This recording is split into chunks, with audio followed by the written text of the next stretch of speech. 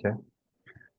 કથાની શરૂઆત કરતા પહેલા એક વિશિષ્ટ પ્રસંગ કહી દઉં તો મહંસાઈ મહારાજે જે બધા ગયા દિવાળીએ રાજીપો 10,000નો સંકલ્પ એમણે કરેલો, તો એ સંકલ્પ મુજબ અત્યારે લગભગ 15,000 બાળ બાલિકાઓએ આ સત્સંગ દિશાના 315 શ્લોકો મુખપાઠ કરી લીધેલો છે। તો મહંસાઈ મહારાજની ઈચ્છા હતી કે જે બાલ બાલિકાઓએ આ મુખપાઠ કરેલો છે એના નામ લખીને છાપીને એક ચોપડો તૈયાર કરવો, અને ચોપડાનું નામ એમને જ નામ આપ્યું મારું મુખપાઠ મંડળ। અને પછી મહંસાઈ મહારાજ સ્પેશિયલ ત્યાં મંદિરમાં નીચે અક્ષરદેરીમાં પધાર્યા અને આજુબાજુના બાળકોએ જેને મુખપાઠ કરેલું એ પણ અક્ષરદેરીમાં બધાને બેસાડેલા। તો મહંસાઈ મહારાજે ચોપડાનું ખાસ પૂજન કર્યું, પછી અક્ષર પુરુષોત્તમ મહારાજને અક્ષરદેવને પુસ્તક સમર્પિત કર્યું અને એ પુસ્તક પોતાને માથે મૂક્યું। એટલે જે શાસ્ત્રી મહારાજ પોતે બોલતા કે અક્ષર પુરુષોત્તમની વાતો તો કોઈક મારે માથે બેસીને કરે તો પણ ઓછું છે।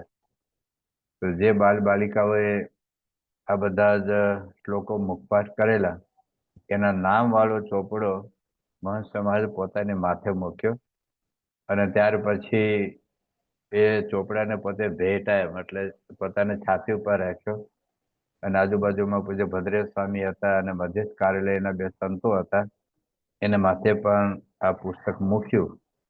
એટલે બહુ મહંસાઈ મહારાજને આ નાના બાળ બાલિકાઓનો કેટલો મહિમા છે। મહંસાઈ મહારાજ બોલેલા કે બાળકોને શાબાશ છે, શાબાશ છે, શાબાશ છે, એના માતા પિતાને પણ શાબાશ છે, શાબાશ છે અને શાબાશ છે। અને જે કાર્ય કરતા હોય આ 3 વર્ષથી માંડીને 13 વર્ષ સુધીના આ બાળકોએ 15,000નો તો મુખપાઠ પૂરો થઈ ગયો છે।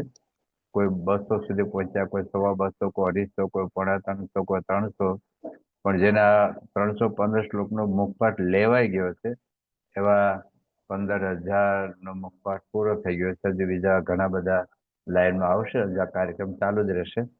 પણ એ વખતે મહંસાઈ મહારાજે જયારે પુસ્તક અર્પણ કર્યું ત્યારે પણ હું અક્ષરદેરીમાં એમની સામે જ હતો, એટલે બધા દર્શન થયા છે। તો એ મહંસાઈ મહારાજના આ પ્રસંગની સ્મૃતિ સહિત હવે આપણે આગળનું મધ્યતીયરનું વચનામૃત છે એનું વાંચન કરી અને આગળ આપણે નિરૂપણ કરીશું। તો ખાસ કરીને નવા વર્ષ, હજી તો લાભ પાંચમ સુધી નવું વર્ષ જ કહેવાય, એટલે બધાને ખાસ જય સોમનાથ। સ્વામિનારાયણ રે વચનામૃત ગરડા મધ્યનું 13મું તેજનું સ્વામિનારાયણ 1878 શ્રાવણ વધી અમાવાસ્યાના દિવસ સ્વામી શ્રી સહજાનંદજી મહારાજ શ્રી ગઢડા મધ્ય દાદા ખાચરના દરબારમાં શ્રી વાસુદેવ નારાયણના મંદિરની ઓસરીએ ચાકડા પર વિરાજમાન હતા, ને ધોળો ખેજ પહેર્યો હતો તથા ધોળી ચાદર ઓઢી હતી, ને મસ્તક ઉપર શ્વેત પાક બાંધી હતી, અને પોતાના મુખારવિંદની આગળ મુનિ તથા દેશ દેશના હરિભક્તોની સભા ભરાઈને બેઠી હતી। પછી શ્રીજી મહારાજે પોતાના 2 ભુજ ઊંચા ઉપાડીને સર્વેને છાના રાખ્યા, ને પછી પોતાના મુખારવિંદની આગળ સ્તુતિ કરીને બેઠા એવા જે સંત તે પ્રત્યે શ્રીજી મહારાજ એમ બોલતા અવાજે, હે સંતો, જે મોટેરા મોટેરા હો અને વાતમાં સમજતા હો તે આગળ બેસો, ના એક વાત કરું છું તે સર્વે ચિત્ત દઈને સાંભળજો। અને આ જે મારે વાત કરવી છે તે કઈ દંભે કરીને નથી કરવી, તથા માને કરીને નથી કરવી, તથા પોતાની મોઢ વધારવા સારું નથી કરવી, એ તો એમ જાણીએ છીએ જે આ સર્વે સંત તથા હરિભક્ત છે, તેમાંથી એ વાત કોઈને સમજાય જાય તો તેના જીવનું અતિ રૂડું થાય તે સારું કરીએ છીએ।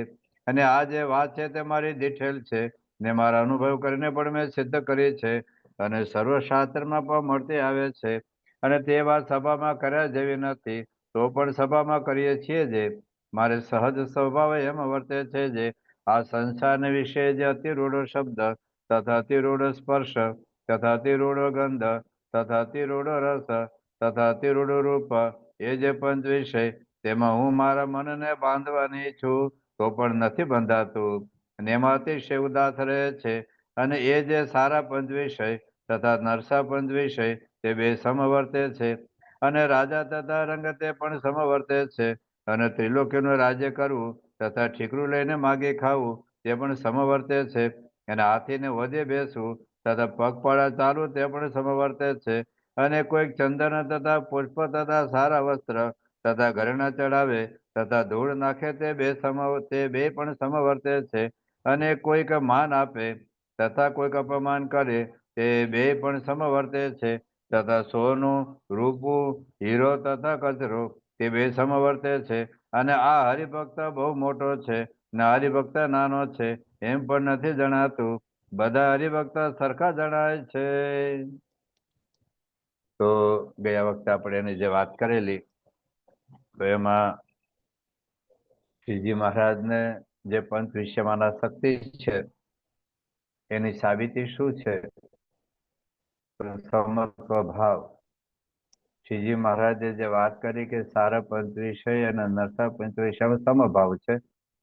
બીજી વાત એમણે એ કરી કે હીરો પથ્થર કચરો એ બધું સમાન લાગે છે, સોનું બધું. તો આના પર આપણે ગયા વખતે વાત કરેલી તો એમાં શ્રીજી મહારાજની આ સ્થિતિ છે, ગુણાતીત ગુરુની આ સ્થિતિ છે ને આપણે કેવી સ્થિતિ હોવી જોઈએ એની બધી આપણે વાત કરેલી. ટૂંકમાં 1 મિનિટમાં રિપીટેશન કરીએ તો આ સમત્વ ભાવ હોવો એ જુદી બાબત છે. ઘણી વખત પંચ વિશે ભોગવતા ન હોય પણ મનમાં ઈચ્છા રહ્યા કરતી હોય. આપણને મર્સિડીઝ ગાડી હોય ને ટ્રેક્ટર હોય તો બેમાંથી આપણને સ્વાભાવિક છે કે મર્સિડીઝમાં જ બેસવાનું મન થાય. અઠવાડિયાનો ટાઢો રોટલો હોય ને પીઝા હોય તો આપણને સ્વાભાવિક છે કે પીઝામાં જ આપણું મન જાય. પણ શ્રીજી મહારાજ અને ગુણાતીત ગુરુ અને સમત્વની સ્થિતિ છે ને ઘણા બધા પ્રસંગો આપણે જોયેલા. બીજી વાત કરેલી કે સોનું હીરો પથ્થર અને કચરો બધું સમાન લાગે છે.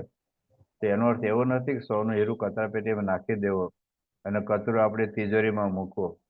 પણ એના આપણે 4-5 અર્થ કરેલા. એક અર્થ આપણે એ કરેલો કે આપણને અણહકનું લેવાનું ક્યારેય મન ન થાય. બીજી વાત એ કરેલી કે કદાચ આપણી પાસે હોય ને જતું રહે તો પણ દુઃખ ન થાય. ત્રીજી વાત આપણે એ કરેલી કે એના માટે ઝઘડા ક્લેશ કંકાસ ન થાય, મારઝૂડ ન થાય, મારામારી ન થાય. ઘણી વખત કુટુંબની અંદર બે સગા ભાઈઓ વચ્ચે પણ આ મિલકતના ઝઘડા માટે, સોના ચાંદી રૂપિયાના ઝઘડા માટે ખૂન સુધી લોકો પહોંચી જતા હોય છે અને બીજા પાસેથી પડાવી લેવાનું પણ મન થતું હોય છે. પણ જો આ સમાન લાગીએ તો એમાં આપણી વૃત્તિ ન જાય. અને છેલ્લી વાત આપણે કરેલી કે જો આપણને સમાન લાગતું હોય તો કદાચ મોટા પુરુષ સેવા માગે તો આપણે જે કોઈ જેમ આપણી પાસે કોઈ ઢેફું માગે તો આપણને આપતા જ્યારે સંકોચ ન થાય. પરંતુ સોનું માગે તો 1 કિલો ઢેફું માગે અને 1 કિલો સોનું માગે તો આપણને 1 કિલો ઢેફુંની 5 મણ આપી દઈએ પણ 10 ગ્રામ સોનું ન અપાય. તો આપણા હરિભક્તો શ્રીજી મહારાજથી મારીને આજે મહંત મહારાજ સુધી દેશ પ્રદેશના લાખો હરિભક્તો એવા છે કે જે બાપાના વચને તન મન ધનથી બધું સમર્પિત થાય છે. એટલે ભલે સોનું કઈ કચરાપેટી નાખી નથી દેવાનું પણ જ્યારે બાપા માગે છે ત્યારે કોઈને સંકોચ થતો નથી અને બાપા માગે એના કરતાં પણ વધુ આપે છે. તેનો અર્થ એ થયો કે આવી પણ આપણી સ્થિતિ એ થાય છે મોટા પુરુષની કૃપાથી. હવે આજે એક નવો ટોપિક જે આમની અંદર જ આગળ આવે છે. તો શ્રીજી મહારાજ કહ્યું કે ત્રિલોક્યનું રાજ્ય કરવું અને ઠીકરું લઈને માગી ખાવું એ બે સમાન છે. તો ત્રિલોક્યનું રાજ્ય કરવું એટલે 3 લોક, સ્વર્ગ મૃત્યુ ને પાતાળ. તો 14 લોકનું આ બ્રહ્માંડ છે. તો મહારાજ કહે છે કે આખા બ્રહ્માંડનું રાજ્ય કરવું અને ઠીકરું લઈને માગી ખાવું એ બે સમાન છે. હકીકતમાં અક્ષર બ્રહ્મ અને પરબ્રહ્મની સ્થિતિ શું છે એનું તાત્વિક દ્રષ્ટિએ આપણે થોડો વિચાર કરીએ તો હકીકતમાં આ બ્રહ્માંડ જ એને ભીખ માગવા જેવું લાગે. કારણ કે મહારાજે પ્રથમ 21મા વચનામૃતમાં, લોયાના 18મા વચનામૃતમાં અને અંત્યના 39મા વચનામૃતમાં મહારાજ એવું કહે છે કે પરબ્રહ્મ પુરુષોત્તમ નારાયણ છે એ તો અનંત કોટી બ્રહ્માંડના રાજાધીરાજ છે, અનંત કોટી બ્રહ્માંડના. અને એક બહુ અદ્ભુત વાત મહારાજે પંચાળાના 4થા વચનામૃતમાં વાત કરી છે. એની આપણે વાત સાંભળી અને ત્યાર પછી બીજા પુરાણોમાં પણ જે વાત લખી છે, એટલે આપણી કોઈ વાત નવી નથી, પણ હિન્દુઓ શાસ્ત્રો વાંચતા નથી એટલે પછી ટેટે કરે છે. પણ હવે શ્રીજી મહારાજ એક વાત કરે છે.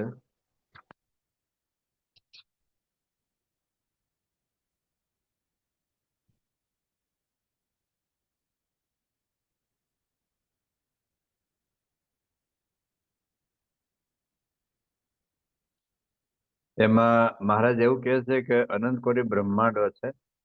સાંભળજો, શ્રીજી મહારાજ એવું કહે છે કે ભગવાન અસંખ્ય કોટી જે બ્રહ્માંડ, અસંખ્ય તો કોટી એટલે કરોડ, અસંખ્ય એટલે જેની ગણતરી ન થઈ શકે એટલા અસંખ્ય કોટી જે બ્રહ્માંડ રૂપ ગામ તેના રાજા ધીરાજ છે. અને એના બ્રહ્માંડ રૂપ જે ગામ તેના મુખ્ય પટેલ તો બ્રહ્મા, વિષ્ણુ અને શિવ છે. જેમ એક ગામમાં એક પટેલ મોટો હોય તેને તે ગામની સર્વે પ્રજાતિ આવીને નમે ને આજ્ઞામાં રહે ને તે પટેલ રાજાને નમે. તેમ બ્રહ્માંડ પ્રત્યે બ્રહ્મા, વિષ્ણુ અને શિવ છે તે મોટેરા છે. ને બીજા જે બ્રહ્માંડમાં દેવો, દૈત્ય, મનુષ્ય, ઋષિ, પ્રજાપતિ તેને ભજે છે ને આજ્ઞામાં રહે છે. ને બ્રહ્મા, વિષ્ણુ અને શિવ તે ભગવાન પુરુષોત્તમને ભજે છે ને આજ્ઞામાં વર્તે છે. તે બ્રહ્માંડના જે બ્રહ્મા, વિષ્ણુ અને શિવ તે ભગવાનની પ્રાર્થના કરે છે કે હે મહારાજ, કૃપા કરીને તમે અમારા બ્રહ્માંડમાં પધારો. જેમ કોઈ ગામનો પટેલ હોય તે ચક્રવર્તી રાજા આગળ જઈને પ્રાર્થના કરે છે, હે મહારાજ, હું ગરીબ છું કે તમે મારે ઘેર પધારો. મારાથી જેવી તમારી ચાકરી બની આવશે તેવી કરીશ. તેમાં બ્રહ્મા, વિષ્ણુ, શિવ તે ભગવાનની પ્રાર્થના કરે છે જે હે મહારાજ, તમે અમને દયા કરીને દર્શન દો ને અમારા બ્રહ્માંડમાં પધારો. ત્યારે એ જે ભગવાન તે બ્રહ્માંડમાં દેહનું ધારણ કરે છે, તે જ્યાં જેવું કાર્ય ત્યાં તેવા દેહનું ધારણ કરે છે ને તેવી રીતે વર્તે છે. તો અનંત કોટી બ્રહ્માંડના અધિપતિ, અનંત કોટી બ્રહ્માંડના રાજા ધીરાજો, અનંત કોટી. હવે એના માટે તો આ બ્રહ્માંડમાં આવવું એ પણ અઘરું છે. હવે આ વાત મહારાજે વત્રમતમાં લખી છે કે બ્રહ્માંડ એક ગામ છે. જેમ હું આને બીજી રીતે વાત કરું તો આપણું ગુજરાત રાજ્ય છે. ગુજરાતમાં 3 જણા મુખ્ય એ ગુજરાતના સંચાલક છે. એક તો ગુજરાતના મુખ્યમંત્રી હોય, ગુજરાતના ગવર્નર હોય અને ગુજરાતના ચીફ સેક્રેટરી હોય. આ 3 ગુજરાતનું મુખ્ય સંચાલન કરે. ત્યાર પછી ધારાસભ્યો હોય, સાંસદો હોય, કલેક્ટર હોય, મામલતદાર હોય, ટીડીઓ હોય, ડીડીઓ હોય, બધે ન્યાયાધીશ હોય, બધા વકીલો હોય, એ ઉપરાંત જેટલા સરકારી, અર્ધ સરકારી બધી નોકરિયાતો હોય. દાખલા તરીકે સ્કૂલનો ડ્રાઈવર એટલે સ્કૂલનો ટીચર હોય તો પટાવાળો હોય, અથવા તો સરકારી બસનો ડ્રાઈવર હોય કે કંડક્ટર હોય, તો એ પણ આખા ગુજરાતના સંચાલનમાં મદદરૂપ થાય છે. મુખ્ય 3 યાદ રાખો: મુખ્યમંત્રી, ગવર્નર અને ચીફ સેક્રેટરી. બાકી લાખોની સંખ્યામાં સરકારી, અર્ધ સરકારી નોકરિયાતો એ ગુજરાતના સંચારમાં મદદરૂપ થાય છે. હવે એવી રીતે ગુજરાત જેવા પાછા 32-33 રાજ્યો છે. તો જેટલા રાજ્ય એટલા મુખ્યમંત્રી, એટલા ગવર્નર, એટલા ચીફ સેક્રેટરી. દરેક રાજ્યમાં પાછા પોતપોતાના સરકારી, અર્ધ સરકારી લાખોની સંખ્યામાં નોકરિયાતો હોય. તો આખા દેશના સંચાલન 2 મુખ્ય છે, વડાપ્રધાન અને રાષ્ટ્રપતિ. મહારાજ અહીંયા જે વાત કરે છે કે એક બ્રહ્માંડમાં બ્રહ્મા, વિષ્ણુ અને શિવ. બ્રહ્મા ઉત્પત્તિ કરે, વિષ્ણુ ભગવાન પાલન કરે અને શંકર ભગવાન સંહાર કરે.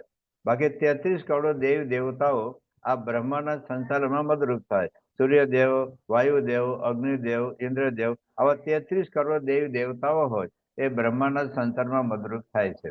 તો હવે જેટલા બ્રહ્માંડો એટલા બ્રહ્મા, એટલા વિષ્ણુ, એટલા શિવ. તો અનંત કોટી બ્રહ્માંડો છે, તો અનંત બ્રહ્મા, અનંત વિષ્ણુ, અનંત શિવ છે. દરેક બ્રહ્માંડમાં 33 કરોડ દેવતા છે. તો અનંત કોટી બ્રહ્માંડના કેટલા દેવો, કેટલી દેવીઓ થયા. હવે આ વાત મહારાજે વત્રમતમાં લખી છે. મહારાજે વત્રમતમાં લખી છે એવું નહીં, હવે આપણા શાસ્ત્રોમાં જઈએ તો એક બ્રહ્મ વૈવર્ત પુરાણ છે. બ્રહ્મ વૈવર્ત પુરાણની અંદર 2 શ્લોકો હું બોલું છું, બધા યાદ રાખજો. એ શ્લોકની અંદર એવું લખે છે કે પ્રત્યેકમ રોમ કોપેશ વિશ્વાને નિખિલાને ચ અદ્યાપિતે સંખ્યાશ્ચ કૃષ્ણો ભક્તો ક્ષમ. પ્રત્યેકમ એટલે દરેક, રોમ એટલે રૂવાડું, કૂપ એટલે કૂવો તો હોતો નથી, પણ છિદ્ર. પ્રત્યેકમ રોમકૂપેષુ વિશ્વાને નિખિલાને ચ અદ્યાપિતેષાં સંખ્યાશ્ચ કૃષ્ણો વક્તુમ ન ક્ષમઃ. ભગવાનના એક રોમના છિદ્રમાં કેટલા બ્રહ્માંડો આવ્યા છે એની ગણતરી આજ સુધી કૃષ્ણ ભગવાન કરી શક્યા નથી. બહુ સહેલું સંસ્કૃત છે, બધા યાદ રાખજો કે પ્રત્યેકમ રોમકૂપેષુ વિશ્વાની નિખિલાને ચ અદ્યાપિ તેષાં સંખ્યાશ્ચ કૃષ્ણો વક્તુમ ન ક્ષમઃ. ભગવાનના એક રોમ છિદ્રમાં કેટલા બ્રહ્માંડો, હવે 33 કરોડ રૂવાડા ગણો તો કેટલા બ્રહ્માંડો થયા. એક રોમના એક રૂવાડાના છિદ્રમાં કેટલા બ્રહ્માંડો આવ્યા એની ગણતરી અદ્યાપી આજ સુધી કૃષ્ણ વક્તુમ નહીં ક્ષમઃ. કૃષ્ણ ભગવાન એ ગણતરી કરી શક્યા નથી. તો જે ભગવાનના રૂવાડામાં એ ભગવાન અને કૃષ્ણ ભગવાન બે જુદા થયા કે નહીં. આ બ્રહ્મ વૈવર્ત પુરાણમાં લખ્યું છે ભાઈ. હવે આગળની વાત સાંભળો. હવે તો જોરદાર વાત આવે છે. હાર્ટ એટેક નો આવી જાય એટલે છાતી ઉપર હાથ રાખજો ભાઈ, પછી મારો વાંક ન કરતા. તો હવે જોર દો. હવે તમે એની પહેલા તમે ગામડામાં હો, અમેરિકા વાળાને ખબર નહીં પડે. ગામડામાં નળિયું તૂટેલું હોય તો સૂર્યના કિરણો પડે, એને આમ બીમ હોય આખે આખું, એને કાઠિયાવાડ અમે ચાંદડું કહીએ. તો એ સૂર્યના બીમ જે આવે એમાં રસકણ દેખાય. તમે ઘણા ગામડા વાળાને ખબર હશે, એને રસકણ દેખાય. હવે રસકણ કેટલી 100, 150, 200, 250 ન હોય, હજારો લાખો કરોડોની સંખ્યામાં રસકણ હોય. હવે જે એ પ્રકાશનું જે બીમ આખું દેખાય છે એટલામાં રસકણ હોય કે આખા ઘરમાં હોય? આખા ઘરમાં જ હોય. આખા ઘરમાં હોય કે આખા ગામમાં હોય? આખા ગામમાં હોય. આખા ગામમાં હોય કે આખા જિલ્લામાં, આખા રાજ્યમાં, આખા દેશમાં, આખા વિશ્વમાં રસકણ હોય ને.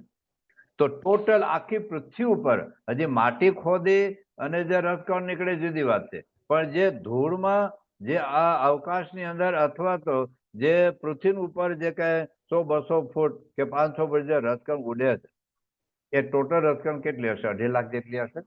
3.25 લાખ, 3.25 લાખ. હવે સાંભળો, જોરદાર હો. સંખ્યા ચદ રજસામસ્તિ વિશ્વનામ ન કદાચન.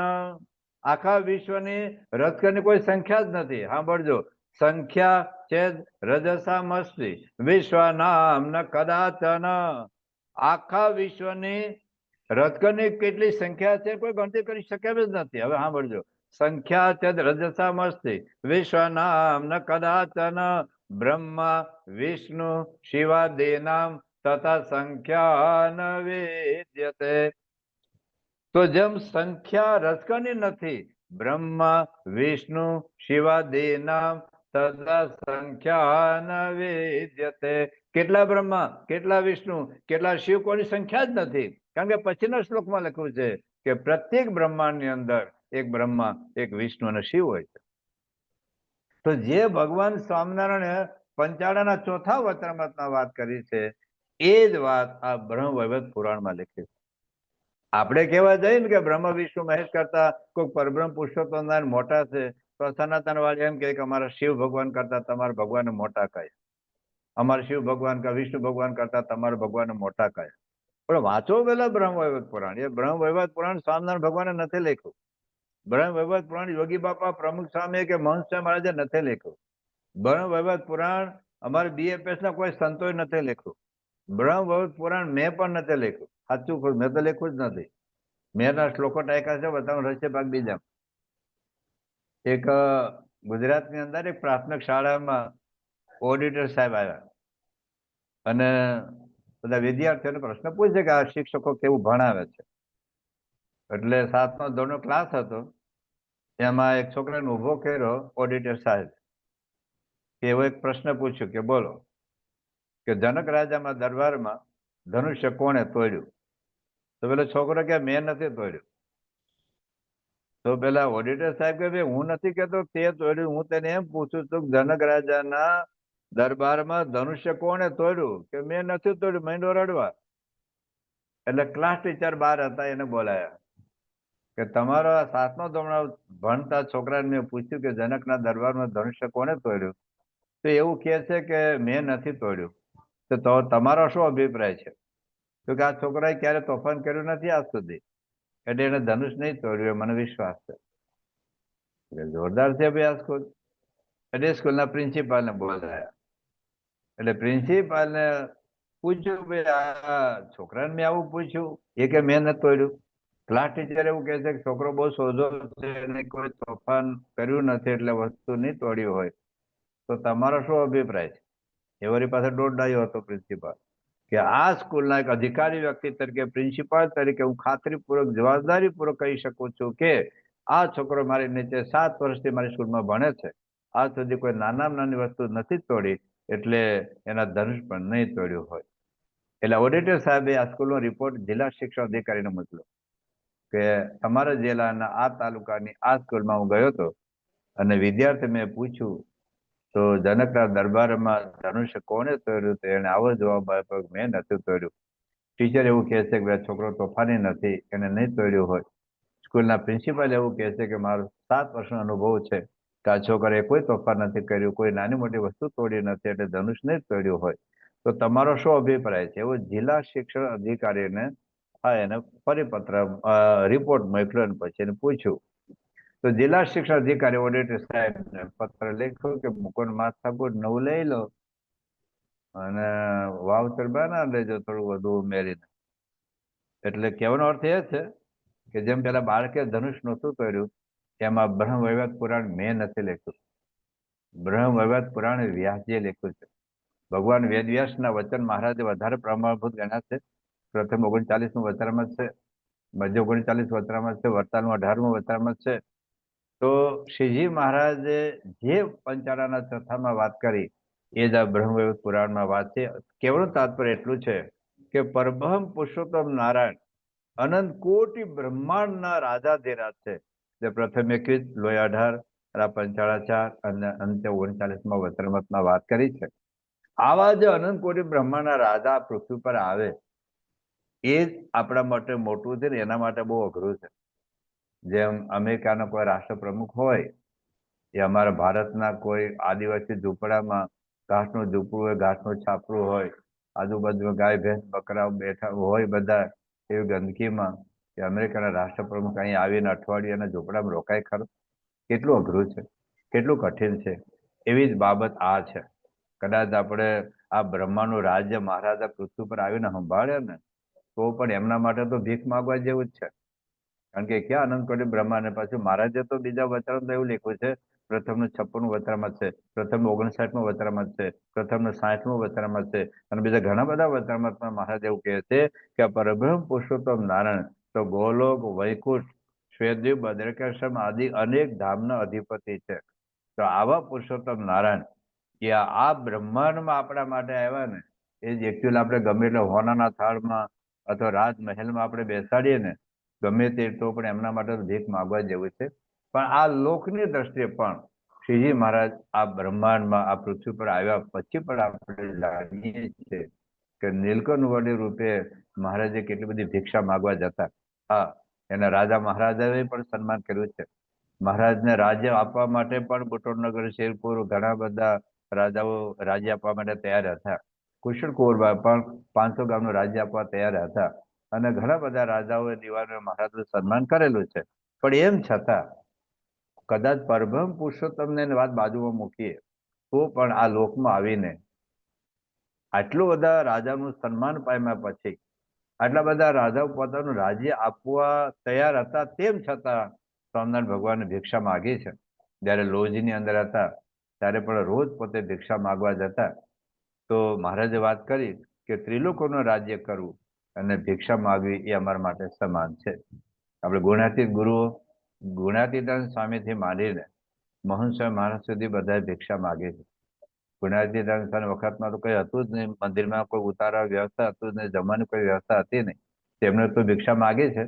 ભગત મહારાજ પોતે ગ્રહસ્થ હતા એટલે કદાચ ભિક્ષા નહીં માગી હોય, પણ શાસ્ત્રીજી મહારાજે તો ભિક્ષા ઉપર જ આખા મંદિરો ઉભા કર્યા.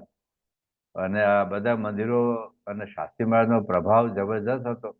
વડતાલ સંસ્થા જાહોદલાલી ભરેલી સંસ્થા હતી. વડતાલમાં રહ્યા હોત તો બધું માન સન્માન પ્રતિષ્ઠા ઉત્સવ બધું મળવાનું હતું. પણ એમ છતાં અક્ષર પુરુષોત્તમના સિદ્ધાંત માટે એ ભિક્ષા માગવા તૈયાર થયા. એટલું નહીં, એમણે તો ત્યાં સુધી કહ્યું કે અક્ષર પુરુષોત્તમ માટે તો સ્વપચ અને ઘેર વેચાવા માટે તૈયાર છે. જેમ હરિશ્ચંદ્ર રાજા અને તારામતી એ ખાલી સત્ય માટે સ્વપચને ઘેર વેચાયા એવું આપણે મહાભારતમાં લખેલું છે. તો એ શાસ્ત્રી મહારાજ એવું બોલ્યા કે અક્ષર પુરુષોત્તમના માટે તો સ્વપદ ઘેર વેચાવવું પડે તો પણ ઓછું છે. પણ એને કોઈ હર્ષ શોક નહોતો. ભાવનગરની અંદર શાસ્ત્રીજી મહારાજ જયારે જોડી માગવા નીકળ્યા ત્યારે કુબેરભાઈ બધા મુખ્ય હરિભક્તો હતા. એને કહ્યું સ્વામી તમે જોડીમાં જેટલું ભેગું થાય ને એટલું અમે એકલા આપી દઈએ, પણ તમે આટલી મોટી ઉંમરે તમે ભીખ માગવા ન નીકળો. કારણ કે એ વખતે કેવું હતું કે જૂના મંદિરનો બહુ વિરોધ હતો અને બંડિયા બંડિયા બંડિયા કરે. શાસ્ત્રી જોગી બાબા એક વાત કરતા હતા કે અમે બોટાદમાં જોડી માગવા જઈએ, ભિક્ષા માગવા જઈએ તો એક ડોશીમાં છે ને જૂના મંદિરના આગળ નીકળતા જાય કે બંડિયાને કોઈ આપતા નહીં, બંડિયાને કોઈ આપતા નહીં, બંડિયાને કોઈ આપતા નહીં. એક માજી હતા ડોશીમાં પેલા વૃદ્ધ બેન એ આવું કહેતા જાય. બીજા આપણા સત્સંગી હોય BFS ના એ પાછા પાછળ પાછળ જતા છે કે સાધુ બહુ સારા છે આપજો, સાધુ બહુ સારા છે આપજો. યોગી બાપા કે અમારું આવું સંઘર્ષ નીકળતું. તો આ શાસ્ત્રીજી મહારાજ ને વખતમાં તો કોઈ સુવિધા હતી નહીં. 100-150 હરિભક્તો સામાન્ય હરિભક્તો હતા અને આટલા ભવ્યથી ભવ્ય મંદિરો બાંધવાના હતા. એટલે ભિક્ષા માગવા નીકળ્યા તો કુબેરભાઈ કહ્યું કે સ્વામી અમે આપને આપી દે પણ તમે ભિક્ષા માગવા ન નીકળો. ત્યારે શાસ્ત્રીમાની ભાવના એ હતી કે કોઈ થોડુંક પણ આપે, એક રોટલાનું બટકી એક વાટકી લોટ આપે પણ એના જીવનું મારે કલ્યાણ કરવું છે એટલા માટે ભિક્ષા માગવા નીકળીએ છીએ. યોગી બાપાએ તો આખી જિંદગી શરૂઆતના વર્ષોમાં તો જેટલા મંદિરો છે ને એ જોડી ઉપર થયા. યોગી બાપા કે અમે ભિક્ષા માગીને લોટ લઈને, લોટ પાછો ભેગો હોય બધો એમાં જુવારનો હોય ને બાજરીનો હોય ને ઘઉંનો હોય ને બધો લોટ ભેગો હોય. એ લોટ લઈને જયારે સારંગપુર આવે ત્યારે એના રોટલા ઘડાય અને એ રોટલાઓને આધારે પછી સંતો હરિભક્તો ત્યાં મંદિરો કામ કરતા હોય એને ખાવાનું મળે. તો ક્યાં અક્ષરબ્રહ્મ જે પરબ્રહ્મની સ્થિતિ છે એ જ અક્ષરબ્રહ્મની સ્થિતિ છે. આપણે વાત કરીએ ને અનંત કોટી બ્રહ્માંડના અધિપતિ એ પરબ્રહ્મ પુરુષોત્તમ નારાયણ. આપણે પેલી વાત કરી હતી કે ભાઈ મુખ્યમંત્રી, ગવર્નર, ચીફ સેક્રેટરી એવા તો ભારતમાં જેટલા રાજ્યો એટલા મુખ્યમંત્રી, એટલા ગવર્નર, એટલા ચીફ સેક્રેટરી હોય. પણ વડાપ્રધાન અને રાષ્ટ્રપતિ આખા દેશની બે સત્તા છે. એમ અનંત કોટી બ્રહ્માંડ અધિપતિ બે છે, અક્ષરબ્રહ્મ અને પરબ્રહ્મ. હકીકતમાં તો અનંત કોટી બ્રહ્માંડનો બાપ તો ખાલી પ્રકૃતિ સાથે જોડાયેલો પુરુષ છે. પ્રકૃતિ સાથે જોડાયેલા પુરુષમાંથી અનંત કોટી પ્રધાન પુરુષ ઉત્પન્ન થાય છે. અનંત કોટી પ્રધાન પુરુષમાંથી અનંત કોટી બ્રહ્માંડ ઉત્પન્ન થાય. તો એક પ્રકૃતિ સાથે જોડાયેલો પુરુષ એ અક્ષરધામનો મુક્ત છે. એ અક્ષરધામનો મુક્ત છે એ અનંત કોટી બ્રહ્માંડનો એ બાપ કહેવાય. અને એવા અનંત અક્ષર મુક્તથી પર અક્ષરબ્રહ્મ છે અને અક્ષરબ્રહ્મથી પર પરબ્રહ્મ છે. એ શ્રીજી મહારાજ છે. અક્ષરબ્રહ્મ એ ગુણાતીતાન સ્વામી છે અને એ આજની પરંપરામાં અત્યારે મહંત મહારાજ છે. તો અક્ષરબ્રહ્મ ને પરબ્રહ્મ એમના રૂવાડે અનંત કોટી બ્રહ્માંડ ઉડતા ફરે છે.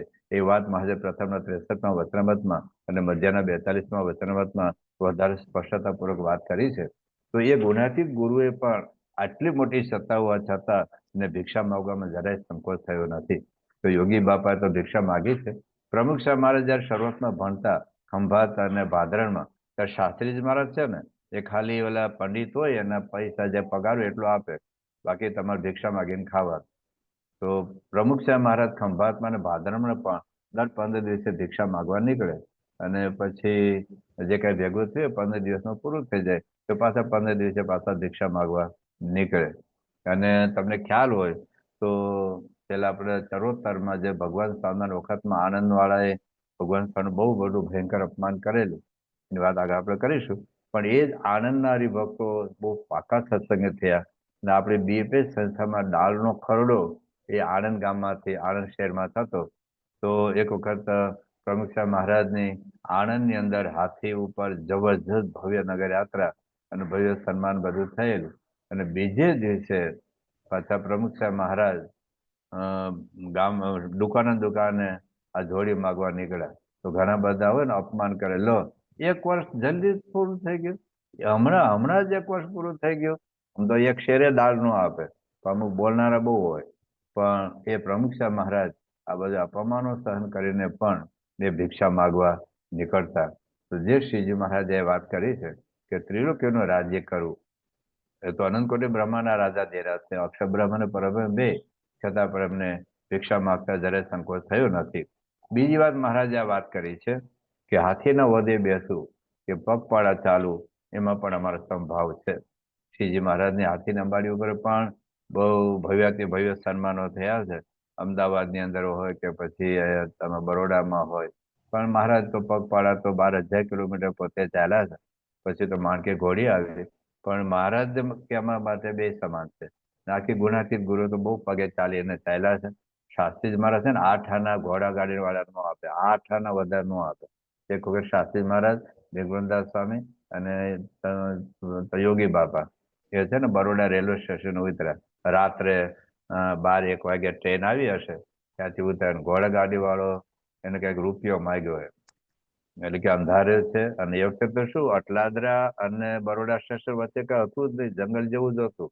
અને પાછી ઘોડા ગાડી રાત્રે જાય ને પાછી આવે, એટલે એમને 1 રૂપિયો કઈક માગ્યો. એટલે શાસ્ત્રી મહારાજ કે 8 આનામ લઈ જાય.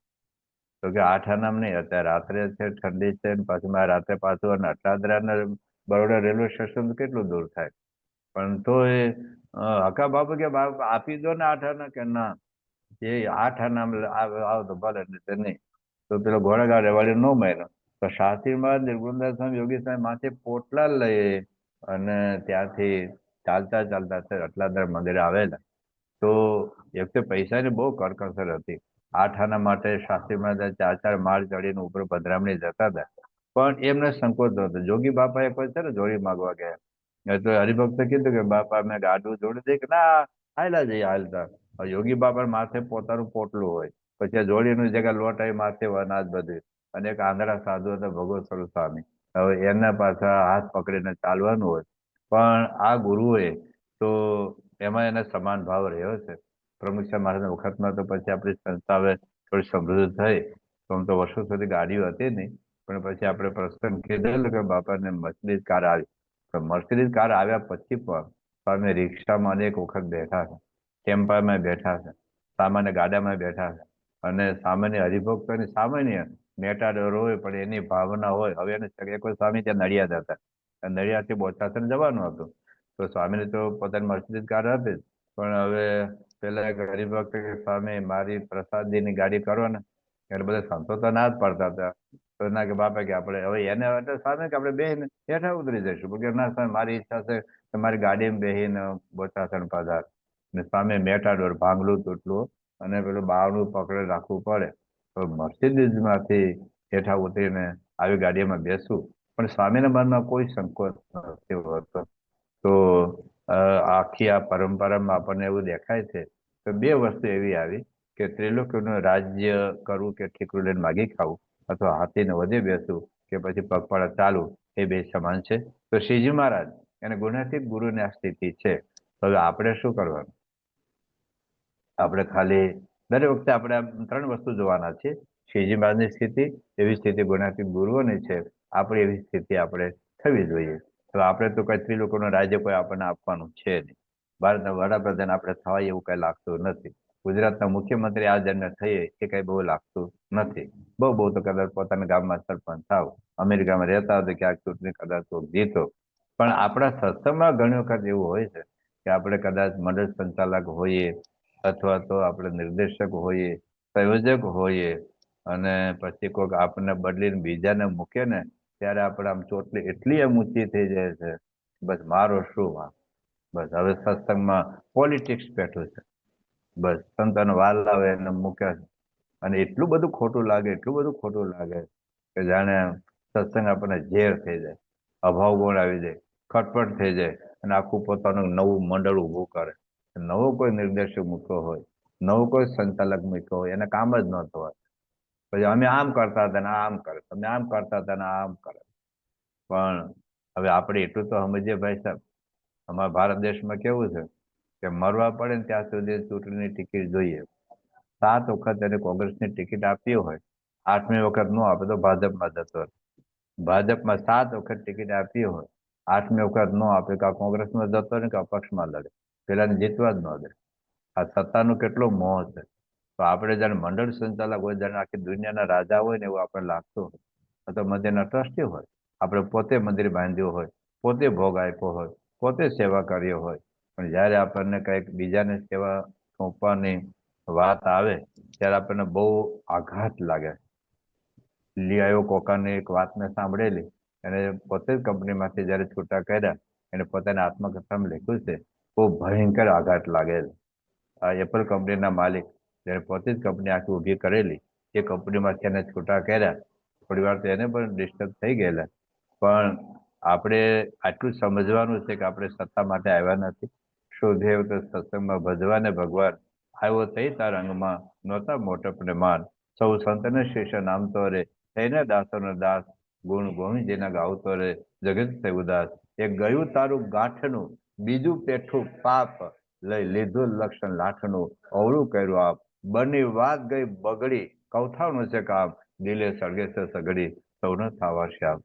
ઘણું કે તમારે કોઠારીઓ બનાવ્યા હોય અને પછી બીજાને મૂકે, કે બહુ બહુ બહુ વર્ષો પહેલાની વાત છે, તો એને કોઠારી બનાવેલા, તો સ્વામી એને છૂટા કરીને બીજાને મૂક્યા. તો એને એટલો બધો આઘાત લાગેલો કે મને કલેક્ટરમાંથી પટાવાળો બનાવી દે. હવે જયારે સાધુ થવા આવે ત્યાં તો કોઈ કોઠારી થવા આવતા નથી. સાધુ થવા આવે ત્યારે કોઈ સંત નિર્દેશક થવા નથી આવતા. સાધુ થવા આવે ત્યારે મંડળધારી થવા નથી આવતા. પણ પછી ધીરે ધીરે આ માનનો સ્વાદ છે ને, મહારાજ મધ્યની 41માં વચનામૃતમાં વાત કરી છે. તો આપણે આ લૌકિક રાજ્ય તો કોઈ આપણે મળવાનું નથી. મળે તો મને કઈ વાંધો નથી, પણ સત્સંગની અંદર કોઈ નાનો મોટો હોદ્દો, એક સેવા. આપણે તો બાબા કહેતા ને કે જેમ ગુણાતીતાન સ્વામી કહ્યું કે અમારે તો સેવા કરે મહંત. પ્રમુખ સાહેબ મહારાજ પણ એ જ કહે છે, સેવા કરે પ્રમુખ ને એ જ મહંત, એટલે સેવક છે. એટલે આપણે તો આ ભાવનાથી સત્સંગમાં રહીએ તો મજા આવે, નહીં તો પછી ન્યાય અન્યાયની ભાવના રહ્યા કરે કે મારી સત્તા કેમ. અને બહુ જ બધા, મેં તો બહુ દેશ પ્રદેશના એટલા બધા હરિભક્તોના પ્રસંગો મને ખબર છે કે મંદિરમાં આવતા બંધ થઈ ગયા, સેવા કરતા બંધ થઈ જાય. આવા ભગવાન આવા સંતને એ ખાલી સંયોજકમાંથી કે નિર્દેશમાંથી ઉતારી મૂકે તો કઈ ને કદાચ આપણો વાંક હોય કે ન હોય, પણ નવાને તક આપીએ એમાં આપણે તો રાજી થવું જોઈએ, એમાં શું વાંધો છે આપણને. અને આપણને ક્યાં થાય કે આપણે કોઈક નાની મોટી સત્તા હોય, દુનિયામાં 8 અબજ માણસો છે, 8 અબજ માણસોમાં સ્વામિનારાયણ સત્સંગી કેટલા, એમાં BAPS ના કેટલા, એમાં એક આપણું મંડળ હોય, એમાં આપણે નિરીક્ષક હોય અથવા નિર્દેશક હોય, કોર્ડિનેટર હોય, સંયોજક હોય, તો 8 અબજ માણસમાં એક તો BAPS ના હરિભક્તોની ટકાવારી કેટલી, એમાં એક ગામ અથવા એક શહેર, એના આપણે મંડળ સંચાલક. કોણ પૂછે છે આપણને ભાઈ સાહેબ? પણ છતાંય આપણને ખોટું લાગી જાય છે. તો એ આપણને ત્રિલોકીનું રાજ કરવું, તો આવી એક નાની મોટી સત્તા હાથમાંથી જતી રહે તો પણ આપણી સત્સંગનો કેફ અલમસ્તાય મસ્તાઈ જરાય આપણને હલવી ન જોઈએ. આપણે જાણીએ છીએ કે શાસ્ત્રીજી મહારાજને મહંત બનાવેલા ત્યાં હનુમાન મંદિર સારંગપુરમાં, તો 2000ની આવક હતી શરૂઆતમાં, અને પછી 1-1.5 વર્ષમાં 22,000ની આવક થઈ. આજુબાજુનું મકાન લઈને એટલો સારો વિકાસ કર્યો. શાસ્ત્રીમાં તો સાધુતા યુક્ત નિયમ ધર્મ બધું જ પાકું હતું, પણ આ શાસ્ત્રી મહારાજે આ મંદિરનો વિકાસ કર્યો અને લોકોને ગમ્યું નહીં, અને એમાંથી એને કોઠારી પદેથી છૂટા કર્યા. શાસ્ત્રીમાં કે કઈ વાંધો નહીં, હવે તો ભજન ભક્તિ જ કરવી છે, સત્સંગ જ કરો છો. તમે બ્રહ્માનંદ સ્વામી જો, બ્રહ્માનંદ સ્વામી આખું વડતાલ મંદિર બાંધ્યું, ત્યાંથી એને છૂટા કર્યા. એટલે ઘણા બધા આપણા સંતો છે. આપણા ધર્મવત્સલ સ્વામી આખું અક્ષરધામની જમીન મેળવવાથી માંડીને અક્ષરધામ બાંધ્યું ત્યાં સુધી એટલો બધો ભોગ આપ્યો છે એમને. પણ તરત જ અક્ષરધામનું ઉદઘાટન થયું અને તરત જ એમને છૂટા કર્યા ને જગ્યાએ આત્મસ્વરૂપ મૂક્યા. તો ઘણા બધા સંતો બહુ પ્રેમથી બાપા જેમ રાજી થાય એમ, હા બાપા, આમ જરા સમજાવવા પડે નહીં, મનાવવા પડે નહીં, ફસલાવવા પડે નહીં, તરત તૈયાર છે, હા બાપા તો આપને સેવા કરવાની છે. અમારા પેલા પૂજ્ય યોગી સ્વરૂપ સ્વામી હતા, વર્ષોથી રાજકોટ મંદિરમાં રહેતા હતા. બહુ શૂન્યમાંથી સર્જન આખું ઊભું કર્યું અને મંદિરના કોઠારી હતા. તો પછી એમના છૂટા થયા અને પછી ત્યાં જુનાગઢના મહંત બન્યા. એવી રીતે અમે સોમપ્રકાશ સ્વામી છે. ઘણા બધા સંતો એવા છે કે વર્ષો સુધી આખું શૂન્યમાંથી સર્જન એ મંદિર ઊભું કર્યું હોય, પણ છતાં છૂટા કરે તો લેશ માત્ર દુઃખ હર્ષ શોક નથી. અમારા અમદાવાદમાં સત્સંગી જીવન સ્વામી હતા, પણ અમદાવાદના વિકાસમાં બહુ ઓછું ભણેલા, બહુ કથા વાર્તા બહુ કરતા નહોતા, પણ આખા અમદાવાદમાં એ વખતે લોકો 35 જેટલા મંદિરો ઊભા કરી દીધેલા, પણ એ પણ છૂટા થયા. પણ મૂળ વાત શું છે, તો સત્સંગ આપણે બરાબર સમજાવવો હોય, સત્સંગ આપણે જો પચાવ્યો હોય, તો નાની મોટી સત્તા માટે તો આપણે આવ્યા નથી. આપણે તો બાપાને રાજી કરવા માટે એક તક છે, એક સેવા છે, પણ એમાંથી આપણે દુઃખ ન થવું જોઈએ. બીજી વાત મહારાજ કહ્યું, હાથીને વધે બેસીને પગપાળા ચાલુ. તો આપણે તો અત્યારે હાથી ઉપર તો કોઈ આપે નથી ને, આપે તો રાખવો ક્યાં? તો તમારે 5 નંબર હાથથી કોઈ ભેટમાં આપે ક્યાં રાખવો? અરે નીચે રહેતા હોય તો હાથી રાખવો ક્યાં? રોજ એટલું ખવડાવવું ક્યાં? પણ કહેવાનું એટલું જ છે, અત્યારના જમાના પ્રમાણે આપણે ગાડીઓ હોય, આજે મર્સિડીઝ ગાડી હોય ને કદાચ સાયકલ પણ ન મળે એવું થાય. આ સંસાર છે. સંસારમાં આજે કરોડપતિ હોય ને કાલે રોડપતિ થઈ જાવ. આજે માટે બંગલામાં રહેતા હોય ને કાલે ઝૂંપડામાં જવું પડે. પણ એ બધી પરિસ્થિતિમાં જો આપણે સમત્વનો ભાવ રાખીએ તો ભગવાન ભજવાનું સુખ આવે, તો સત્સંગ કરવાનું સુખ આવે. તો મહારાજના અને ગુણાતીત ગુરુના જીવન ઉપરથી આટલી વાત આપણે શીખવાની છે. પછી મહારાજ એક આગળની વાત પોતે કરી રહ્યા છે.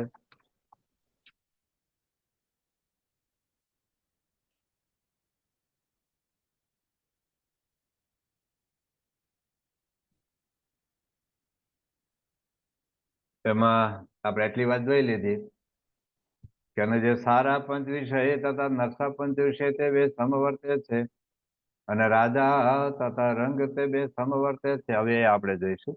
સ્ત્રીલોકોનું રાજ કરવું તથા ઠીકરું લઈને માગી ખાવું તે સમવર્તે છે. હાથીને વધે બેસવું તથા પગ પાળવા ચાલુ તે પણ સમવર્તે છે.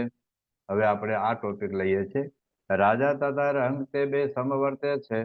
અને બીજું એક નીચેનું એક વાક્ય છે કે આ હરિભક્ત નાનો છે એમ પણ નથી જણાતું, અને આ હરિભક્ત બહુ મોટો છે અને આ હરિભક્ત નાનો છે એમ પણ નથી જણાતું. બધા હરિભક્ત સરખા જણાય છે. તો બે વાત છે. એક તો એમ કે આ રાજાના રંગ બે સમાન લાગે છે. રાજાના રંગ બે સમાન છે. પછી આ હરિભક્ત મોટો છે અને આ હરિભક્ત નાનો છે એમ નથી જણાતું. બંને હરિભક્તો સમાન જણાય છે. હવે આ બે મુદ્દા ઉપર આપણે થોડો વિચાર કરીએ તો શ્રીજી મહારાજના જમાનામાંથી માંડીને અજાર મહંત સ્વામી મહારાજ સુધી રાજાના રંગ મહારાજે રાજાને ત્યાં સન્માન પામ્યા છે, રાજાને ત્યાં રહ્યા છે, અને ગરીબ આપણા સગરામ વાઘરીને ઘેર પણ મહારાજ રહ્યા. શ્રીજી મહારાજનું આખું જીવન ચરિત્ર આપણે વાંચીએ તો મહારાજ મોટા મોટા રાજા મહારાજો ને ત્યાં રહ્યા. દાખલા તરીકે કુશળ કુરબાન ત્યાં 15 દિવસ રોકાયા. એટલું ભવ્ય સન્માન જે આપણે જીવન ચરિત્ર વાંચીએ ભગવાન સ્વામિનારાયણ તો આપણને ખ્યાલ આવે છે. તો બીજી બાજુ સાવ સામાન્ય હરિભક્તો ત્યાં રહ્યા છે. મોટા મોટા રાજ વૈભવમાં મોટા મોટા થાળ પણ જેમાં છે, અને પેલો જીવન કોળીનો મઠનો કાચો રોટલો અને ભાજી એ પણ જેમાં છે. એટલે એમની તુલનામાં એમની દ્રષ્ટિમાં રાજાના રંગ એ બે સમાન છે. હરિભક્તો પણ આ તો કદાચ બહારના પણ રાજા હોય, બહારના પણ ગરીબ હોય, એ સમાન છે. પણ હરિભક્તોમાં પણ કોઈ સત્તાધીશ હોય, કોને સત્તા ન પણ હોય, નાના મોટા ગરીબ તવંગર હરિભક્તો હોય, એમાં પણ એમના સમાન ભાવ રહ્યો છે. તો શ્રીજી મહારાજથી માંડીને અત્યારે મહંત મહારાજ સુધી બધાના જીવનમાં આપણને દેખાય છે કે ખૂબ સમત્વના ભાવથી એ લોકોએ હરિભક્તોને રાજી કર્યા છે. શાસ્ત્રી મહારાજ પણ મોટા મોટા હરિભક્તોને પણ ત્યાં જતા, અને નાનામાં નાના હાવ ગરીબ હરિભક્ત હોય એમને ત્યાં પણ શાસ્ત્રી મહારાજ ગયેલા છે. યોગી બાપાનો પણ જીવનમાં 6 ભાગનો જીવન ચરિત્ર તમે વાંચો તો એવા સેંકડો પ્રસંગો મળશે કે યોગી બાપા કેવા કેવા હરિભક્તોને ત્યાં ગયા છે. એક વખત યોગી બાપા સારંગપુરમાં હતા, અને એ વખતે ભાવનગરના રાજકુમારની જાન એ બાય ટ્રેન જવાની હતી, સ્પેશિયલ ટ્રેન હોય એ લોકો રાજાની. એટલે યોગી બાપાને કેવડાવેલું કે બોટાદ રેલવે સ્ટેશને આશીર્વાદ આપવા માટે પધારે. એટલે રાજાનું કહેવાનું હતું. એટલે પછી યોગી બાપા અને નિર્ગુણદાસ સ્વામી એ બધા ત્યાં રેલવે સ્ટેશને ગયા. એટલે નિર્ગુણ સ્વામી ને પેલા મોટા સ્વામી હતા, એ બે ત્યાં રેલવે સ્ટેશન ગયા અને પેલા રાજકુમારને આશીર્વાદ આપી અને પાછા સારંગપુર આવતા હતા. હવે એમાં એક હાંધા વાળો જે રેલવે સ્ટેશને પેલા હાંધા જોઈન કરતા હોય, એ એક ગરીબ ઝૂંપડામાં ત્યાં રહેતો હતો. એ યોગી બાપા પાસે આવ્યો કે બાપા મારે ઝૂંપડે પધારો ને. તો મોટા સ્વામી એક તો મોડું થઈ ગયું હતું, 12-1 વાગી ગયા હતા અને જમવાનું બાકી હતું, ગરમી હતી. એ કે અત્યારે નહીં આવજા, મોડું થઈ ગયું. પણ યોગી બાપા કે સ્વામી તમે જા, હું છે ને ત્યાં પધરામણી કરીને આવું. અને યોગી બાપા એ સાંધાવાળું જે રેલવેના પાટા ઉપર હોય ત્યાં યોગી બાપા એને ત્યાં બહુ રાજીથી ખુશ ખુશ થઈને પ્રેમથી ત્યાં સ્વામી યોગી બાપા ગયા. હવે યોગી બાપાના તો બહુ સેંકડો પ્રસંગો છે. પ્રમુખ સાહેબ મહારાજનું મોટા ભાગનું વિચરણ તો ઘણી વખત આપણને એવું લાગે છે કે પ્રમુખ સાહેબ મહારાજ અને મહંત સાહેબ મહારાજ તો ઉંમર છે, પણ મોટા મોટા બંગલાવાળા ત્યાં હોય, કરોડપતિ હોય એને ત્યાં જાય, મોટા મોટા લોકોને મળવા દે, આપણા નાના તો કોણ પૂછે છે, આવું બધું આપણને લાગે. પણ આપણે જયારે સત્સંગમાં આવ્યા ત્યારે પ્રમુખ સ્વામીની ઉંમર બહુ મોટી થયેલી, અને અત્યારે મહંત સ્વામીની ઉંમર તો બહુ મોટી છે, 92 વર્ષ. એટલે હવે ક્યાંક ગામડે ગામડે ઝૂંપડે અથવા તો સંખ્યાનો પણ વધારો થયો. યોગી બાપાના વખતમાં જેટલા સંત, જેટલા હરિભક્તો હતા ને એટલા અત્યારે સંતો હતા. યોગી બાપા એક એક ગામમાં એક એક મહિનો રોકાયો, અને એક મહિનો, અને યોગી બાપા પધરામણી રોજ ગોઠવે. હરિભક્ત કે બાપા મારે ત્યાં ગઈકાલે તો આવી ગયા છો. યોગી બાપા કે ફરી વખત આજે આવીએ, તમે પધરામણી ભેટ ન નોંધાવતા જા, પણ અમને પધરામણી આવવા દો. હવે એક મહિનો એક ગામમાં યોગી બાપા પેડા રહેતા અને સામેથી પધરામણી ગોઠવતા. હવે અત્યારે તો પ્રમુખ સાહેબ મહારાજ કે મહંત સાહેબ તો ઉંમર જ થઈ ગઈ, ધારો કે સારી ઉંમર હોય, કદાચ 30, 40, 35 વર્ષની ઉંમર હોય તો પણ આ સત્સંગ જ એટલો વ્યાપ છે તો બધા નાના મોટા ઘેરે પધરામણી જવું શક્ય નથી. પણ એમના જીવનમાં આપણે જોઈએ ને તો એટલું જ આપણને ખ્યાલ આવે કે એ લોકો ક્યારે નાના મોટાનો કોઈ ભેદભાવ ગેરનો નથી. મારું પ્રસંગ આની પહેલા મેં કહી દીધેલો. મારા મનમાં એવું જ હતું કે પ્રમુખ સાહેબ તો મોટા મોટા બંગલાવાળાને ત્યાં આવે છે, તો મારે ત્યાં ગામમાં કોઈ સત્સંગ નહીં. હું પણ સત્સંગે ખાલી છાતાલીમાં ભણતો હતો, કુટુંબમાં કોઈ સત્સંગ નહીં, ઘરમાં કોઈ વ્યવસ્થા નહીં, લાઇટ નહીં, ટોયલેટ બાથરૂમ નહીં. પણ સ્વામી મારા ઘરે 22 કલાક રોકાણા હતા. તો આવા કેટલા બધા હરિભક્તો હશે. એક શંભુ નામનો એક બાળક, આપણે તમે બાપાનો શતાબ્દી મહોત્સવ હતો એમાં વિડીયો શોમાં બતાવેલું, એક નાનો બાળક એ બાપાને કહી ગયેલું કે મારે ઘેર આવશો, અને સ્વામી એક નાના બાળકને વાત સાંભળીને અમે ઘેર ગયા, એમને હાથે આરતી પણ ઉતારી. આપણે શતાબ્દી મહોત્સવમાં આ વિડીયો શોમાં આપણે જોયેલું. આવા કેટલા બધા બાળકો.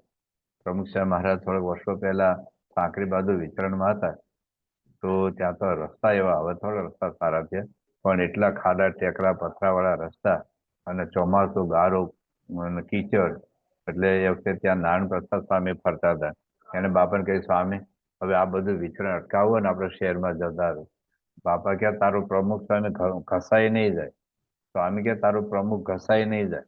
તમે આટલું બધું સંતો દાખલો કરો છો, આ લોકો હરિભક્તો રાત દાડો બિચારા આવા જ રસ્તામાં જાય આવ્યા છે, તો આપણે એક દિવસ આવવામાં શું વાંધો. સ્વામી એ વખતે લગભગ 1 મહિનો એ સાંકરી વિસ્તારમાં ફરેલા. એમાં રોજના 4-5 ગામ જાય, 70-80 પધરામણી થાય. તમને આશ્ચર્ય થશે, ટોટલ 1 મહિનાની પધરામણીની ભેટ 49 રૂપિયા હતી. 49 રૂપિયા. અમારી બાજુ ઘણા બધા ગામડામાં સભા કરીએ, એમાં એક દેડવા વાસ્કુઈ ગામ છે, વાસ્કુઈ ગામમાં પ્રમુખ સાહેબ મહારાજ આ વિચરણમાં ત્યાં ગયેલા. તો ત્યાં લાઈટ તો હતી જ નહીં, તો ફાનસ લઈને પ્રમુખ સાહેબ મહારાજ રાત્રે 8 થી રાતના 10 વાગે 2 કલાક પ્રમુખ સાહેબ મહારાજ ફાનસ લઈને આ પધરામણી બધે ગયેલા. હવે ટોટલ પધરામણી ભેટ 2 કલાકમાં 2 રૂપિયા ને 32 પૈસા. 2 રૂપિયા ને 32 પૈસા માટે કોઈ સાધુ રાત્રે ફાનસ લઈને, અને ઝૂંપડી ઘણા દારૂ ગળાતો હોય, મરેલા ઢોરના પેલા કુકડા બકરા કાપીને ખાતા હોય, એના બધા હાડકાઓ પડેલા હોય, ગંધાતું હોય, અને ઝૂંપડે ઘાસતું ઝૂંપડે કોઈ ચોખ્ખાઈ હોય નહીં. પણ એમ છતાં પ્રમુખ સાહેબ મહારાજ 51 ઘેર રાત્રે ફાનસ લઈને 2 રૂપિયા ને 32 પૈસા ટોટલ ભેટ હતી. તો એમની દ્રષ્ટિમાં કોઈ નાનો મોટો નથી. ઠેઠ સુધી પ્રમુખ સાહેબ મહારાજ જેટલા મોટેરા જેટલા ભાવથી મળતા. અમારો હીરો ભરવાડ મેં પ્રસંગ કીધેલો. હવે હીરો ભરવાડ એટલે શું કહેવાય? સામાન્ય ગૌશાળામાં સેવા કરતો છે, એટલે પૈસા લઈને કામ કરતો હતો, કઈ ઓમ નહોતી. આર્થિક રીતે આપણે જે પગાર ઓછો હશે, પણ એ જયારે પ્રમુખ સાહેબ મહારાજ સ્મૃતિ મંદિર દર્શન કરવા જાય તો રોજ આડો આવે. એ ત્યાં ઓલી હવેલી હતી, ત્યાં એક બાકડો હતો, ત્યાં બે રહે, અને પ્રમુખ સાહેબ પૂજા અંદર કરીને સ્મૃતિ મંદિર દર્શન કરવા જાય, સીધો આડો આવીને ઉભો રહે, એને બાપાને પગે લાગે. સ્વામી એટલા પ્રેમથી પૂછે કેમ છે એ રહ્યા.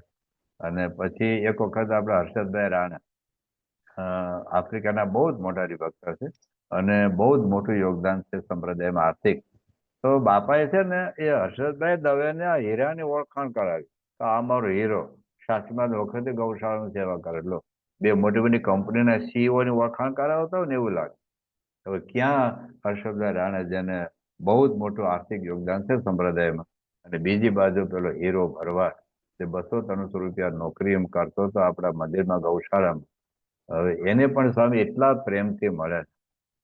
બીજી બાજુ એક વખત સ્વામી આવા જ સંજોગોમાં એ ગુજરાતના ચીફ સેક્રેટરી વર્મા સાહેબ આવેલા, તો એ રાત રોકાયેલા પછી સ્વામીની પૂજા કર્યા પછી સ્વામીની સાથે સ્મૃતિ મંદિરે જતા હતા. તો હીરાભાઈ તો આવે, રોજ આવે અને પગે લાગે. એટલે બાપાએ ચીફ સેક્રેટરી વર્મા સાહેબના હીરાની ઓળખાણ આપી, આ અમારો હીરો.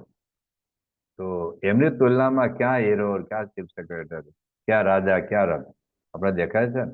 ભગવાન સ્વામિનારાયણ વખતના સ્વામિનારાયણ ભગવાન પોતે સર જોન માલ્કમને તો સ્વામી મહારાજની છેલ્લી અંતિમ બીમારી અવસ્થા હતી, પણ એમનો સર જોન માલ્કમનો ખૂબ આગ્રહ હતો. તો મહારાજ ત્યાં રાજકોટ ગયા અને ત્યાંથી સીધા રોજકા પણ ગયા. રોજકામાં કાકાભાઈ હરિભક્ત હતા, સાવ સામાન્ય, સાવ ગરીબ હરિભક્ત હતા, પણ મહારાજ ત્યાં સર જોન માલ્કમને મળીને અને સીધા રોજકા પણ એક ગરીબ હરિભક્તને અંતિમ અવસ્થામાં મળવા માટે ગયેલા. તો પ્રમુખ સાહેબ મહારાજ અમારા ભાદરવનો એક ભરત હતો, ભરત એ બહુ અલૌકિક પુરુષ હતો. અલૌકિક એટલે અલૌકિક એમ. એને કઈ મંદિરમાં કેટલી મૂર્તિ છે, કોની મૂર્તિ છે ખબર જ ન હોય. પ્રમુખ સાહેબ નામે ખબર, ઉપર કે કોની મૂર્તિ છે, કે પ્રમુખ સાહેબ મૂર્તિ છે. ગુણ્યાતીર્થ કોણ છે, ભગતજી મહારાજ કોણ છે, કશી કઈ ખબર નહીં. પણ બાપા એમની સાથે અડધો કલાક સમય કાઢે અને પૂજા કરવાનું કે માળા કરવાનું કે નાવાનું, પણ સેવા બહુ કરે. અમે બોટાદનો સુરેશ છે, તમે કદાચ જૂનો વિડીયો જોયું હશે, એમ પ્રમુખ જય, પ્રમુખ જય એ બોલતો હોય. પણ આ સત્પુરુષને બધા સાથે ફાવે, એટલે ગરીબ તવંગર નાના મોટાનો કોઈ ભેદભાવ નથી. પણ એમ છતાંય આ સત્સંગની રીત છે, વીઆઈપી વ્યવસ્થા શા માટે છે એ ઘણા બધા લોકોને પ્રશ્ન છે. એનો જવાબ હું એકાદશી આપીશ કે વીઆઈપી વ્યવસ્થા ઘણા બધા લોકો કહેતા હોય છે કે ફલાણી જગ્યાએ તો બધા સરખા જ જમે, બધા સરખા. ઘણી બધી જગ્યા હશે, કદાચ અમે કાઠિયાવાડમાં વીરપુરની જગ્યા છે, સત્તાધારની જગ્યા છે, ઘણી જગ્યા રોટલો લોકો આપતા હોય છે કે જેટલા આવે બધા જમાડતા હોય. પણ એવું નથી હોતું, બધી જગ્યાએ વ્યવસ્થા કરવી જ પડે, કારણ કે આપણે સમાજમાં રહીએ છીએ, આપણે જંગલમાં નથી રહેતા. એટલે સમાજમાં સમાજની રીતે આપણે રહેવું પડે. દાખલા તરીકે સત્તાધાર જાઓ કે વીરપુર જાઓ તો ગુજરાતના મુખ્યમંત્રી આવે, ભારતના વડાપ્રધાન હોય, કે રાષ્ટ્રપતિઓ હોય, કે કલેક્ટર હોય, બધાને એક લાઈનમાં જ જમાડે, એવું નથી હોતું. પણ એક વિશિષ્ટ વ્યવસ્થા આપણે કરવી જ પડે. દાખલા તરીકે તમે ઘેર કહો આજે કે આજે સાંજે છે ને 2 જણા જમવા આવવાના છે, તો થોડી રસ્તો વધારે કરજો. તો તમારી વાઈફ પૂછશે કે કોણ આવવાના છે ભાઈ? તો કે ભાઈ આ પેલો ભિખારી છે ને, 2 દિવસથી હું ત્યાંથી રોજ પસાર થાઉં છું, એ 2 જણા ભીખ માગે છે, તો મને દયા આવી ગઈ કે નવા વર્ષે આપણે જમાડીએ. તો સારું લ્યો હોય. તો એ મોઢું ચડાવીને બનાવે, કઈ સ્પેશિયલ પૂરણપોળી બનાવે, શ્રીખંડ બનાવે, બાસુંદ બનાવે, સાદા જલેબી બનાવે, શું બનાવે?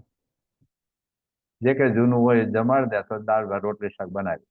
તો તમે એમ કહો કે મારા 2 હાળા આવવાના છે, તો ખાલી એમ કહો કે મારા 2 હાળા આવવાના છે, ક્યારે આવવાના છે, કેટલા વાગે આવવાના છે, કોને આવ્યા તો હાથે આવવાના છે, કેટલા રાજી થઈ જાય. પેલા 2 ભિખારી આપણા માણસ છે, તમારા 2 સાળા એટલે એના 2 ભાઈ થાય, 2 સરખા જ છે ને આમ તો. પણ છતાં આપણે ઘરમાં ભિખારી અને સાળા ને કે મામાને સાથે નથી જમાડતા. તો ગીતામાં લખ્યું છે કે સમવર્તી નહીં, સમદર્શી લખ્યું છે. સમાન ભાવ બધા માટે રાખવાનું બરાબર છે. તો શ્રીજી મહારાજ કે માંડીને મહંત સાહેબ મહારાજ સુધી બધાનું કલ્યાણ તો બધાનું કરવાનું. કરોડપતિનું કલ્યાણ થાય અને ગરીબનું ન થયું નથી. ઘણી વખત કેવું છે, કરોડપતિ રહી જાય અને ગરીબ આગળ વધી જાય. આ સંપ્રદાયમાં કોઈ પૈસા, સત્તા, સંપત્તિ, ડિગ્રી, વિદ્વતાને લીધે કોઈ મોટપ નથી. મોટપ જુદી બાબત છે, એક અધ્યાત્મનો લેવલ છે. મોટપની વાત આપણે કરીએ તો મહારાજે પ્રથમના 27મા વચનામૃતમાં જેને મારી કે સમર્થ થકા જળના કરે એ મોટો છે. પ્રથમનું 27મું વચનામૃત છે. પ્રથમ 31મું વચનામૃત છે. જે નિશ્ચય અને આજ્ઞા એ અતિ દ્રઢ હોય એ આ સત્સંગમાં મોટો છે. પ્રથમનું 31મું.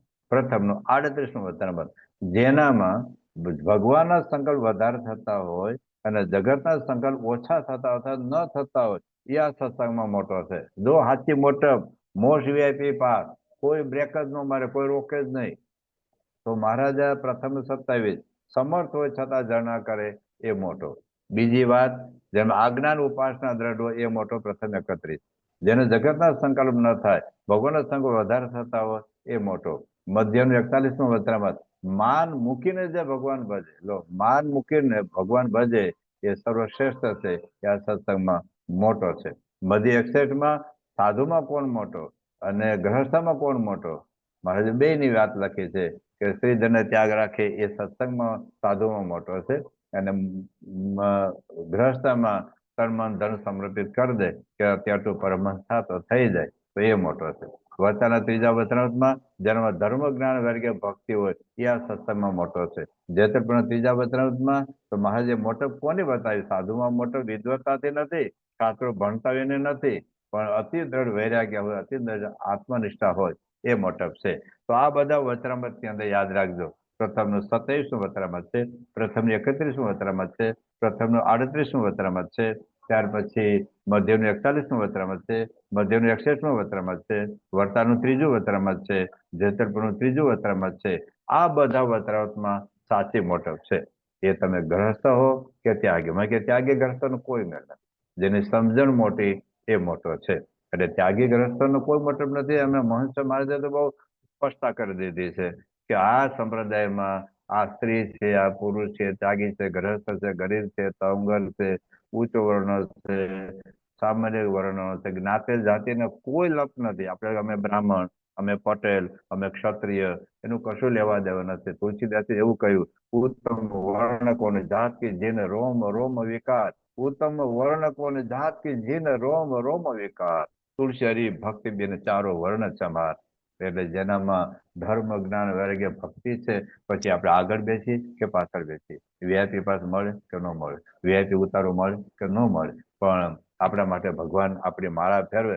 શ્રીજી મહારાજે કહ્યું, હું તો મારા ભક્તની માળા ફેરવું છું. એમાં કોઈ કરોડપતિ નહોતા, કોઈ અબજોપતિ નહોતા, કોઈ સત્તાધીશ નહોતા, કોઈ રાજકીય નેતા નહોતા. જેનામાં ધર્મ જ્ઞાન વૈરાગ્ય ભક્તિ ઉપાસના નિષ્ઠા અધિક હોય, આધ્યાત્મિક સ્થિતિ ઊંચી હોય. ક્યાં ભગતજી મહારાજ આધ્યાત્મ ઊંચે પહોંચ્યા કે નહીં? ક્યાં જાગા સ્વામી અધ્યાત્મ ઊંચે પહોંચ્યા કે નહીં?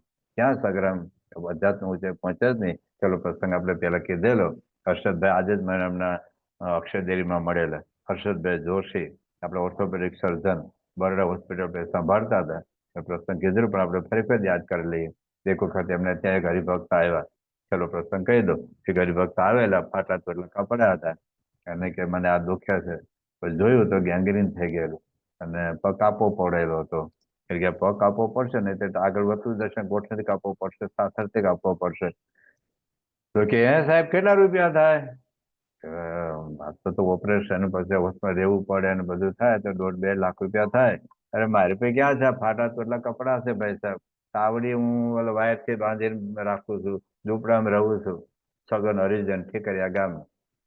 એટલે પણ કે આ પગ તો કાપવો જ પડશે. એટલે એ વખતે અટલાદરાના કોઠારી પૂજ્ય રાજેશ્વર સ્વામી હતા. એટલે એમને ફોન કર્યો કે સ્વામી એક હરિભક્ત આવ્યા છે અને આ પગ કાપવો પડે એમ છે, બહુ ગરીબ છે કે મારી પાસે પૈસા નથી, તો પગ નહીં કાપી તો આગળથી બહુ કાપવો પડશે, ગેંગ્રીન તો આગળ વધતું જ હશે. તો રાજેશ્વરે પૂછ્યું કોણ છે? કે સગન નામ છે અને ઠીકરા ગામનો. કે ઠીકરાનો સગન છે? હા હા. તો ઉભા ઉભા રહો, મારે તે બાબતમાં આગળ પૂછવું પડે સ્વામીને. તો બાપા એ વખતે પરદેશ હતા. તો પછી કે ફોન લગાડીને ટાઈમ પ્રમાણે પૂછી લીધું કે સ્વામી ઓલા છગન છે ને, હવે એને ગેંગ્રીન થયું છે, પગ કાપવો પડે એવું છે, હવે આપણે શું કરશું? કે મૂકો ફોન, હું બધી વાત કરી દઉં. એને હર્ષદભાઈ જોશીને ફોન કર્યો કે છગનને શું થયું છે? કે સ્વામી એને ગેંગ્રીન થયું છે અને પગ કાપવો પડશે. તો પ્રમુખ સાહેબ મહારાજ હર્ષદભાઈ જોશીને કહે કે જેમ ડોક્ટર સ્વામી, મહંત સ્વામી, ત્યાગુડ સ્વામી, કોઠાર સ્વામી, ઈશ્વર સ્વામી, વિવેકાનંદ સ્વામી, ઘનશ્યામ બાબા જેવા સદગુરુ સંતો તારી હોસ્પિટલમાં આવે અને જેવી એની તું ટ્રીટમેન્ટ કરે, જેવી સેવા કરે, જેવા ભાવથી ઓપરેશન કરે, એવી સેવા તારા સગન ની કરવાની છે. અને ઓપરેશન પછી મોસ્ટ વીઆઈપી રૂમ હોય એમાં તારે ઉતારો આપવાનો છે. અને તારે સાંજ સવાર બપોર 3 ટાઈમ તારે ઘેરથી ગરમા ગરમ ભોજનનું ટિફિન લાવીને તારે સામે બેસીને જમાડવાનો છે. તો હર્ષદભાઈ કે સ્વામી હું તો આ ડોક્ટર છું, ઓર્થોપેડિક સર્જન છું, મારું ઓપરેશન હોય બધું, કારણ કે બધું તો ટાઈમ એડજસ્ટ કરી લે, પણ સ્વામી આ હોસ્પિટલ મેનેજમેન્ટ કે બધું બરાબર છે, પણ તારે આ કરવાનું છે. અને પછી બાપાએ એની આજ્ઞા પાડી, રોજ ટિફિન હાજ હવાર બપોર ટિફિન પોતે સામે બેસીને જમાડ. અને એ સગન પછી પોતે સાચીમાં યોગી બાપા મહિમાને વાતો કરે. તો હર્ષદભાઈ જોશી એવું કહેતા હતા કે બે જો સગનો મેં સમાગમ ન કર્યો હોત તમારી ઘણી બધી ખોટ રહી જાય. હવે વિચાર કરો ક્યાં લાખોપતિ, કરોડોપતિ, અબજોપતિ હરિભક્તો હોય ને આપતું યોગદાન હોય, અને ક્યાં આ છગન હરિજન. પણ સ્વામી બાપાની દ્રષ્ટિમાં જો એક બાજુ સદગુરુ સંતો અને આ છગન હરિજન બંનેની તુલના એમને સમાન છે, તો એનો અર્થ એ થયો કે મોટા પુરુષની દ્રષ્ટિમાં આ સમાન ભાવ છે, બધાનું કલ્યાણ કરવું છે. આપણે જો મોટપ લેવી હોય, સાચી મોટપ, મોસ્ટ વીઆઈપી પાસ, કે જિંદગીમાં ક્યાંય કોઈ રોકે નહીં અક્ષરધામમાં જતા, એવી સાચી મોટપની વાત આપણે ઘણા બધા વચન દાદા કરી. એમ છતાં વીઆઈપી વ્યવસ્થા શા માટે છે એની વિશેષ સ્પષ્ટતા આપણે આવતા શુક્રવારે અથવા તો એકાદશી પહેલા આવશે તો પહેલા પણ આવતા પ્રવચનમાં આપણે કરીશું. ત્યાં સુધી ગોંડલ અક્ષરધીરેથી આપને સૌને જય સ્વામિનારાયણ. શ્રી સ્વામિનારાયણ ભગવાનની જય. અક્ષર પુરુષોત્તમ મહારાજ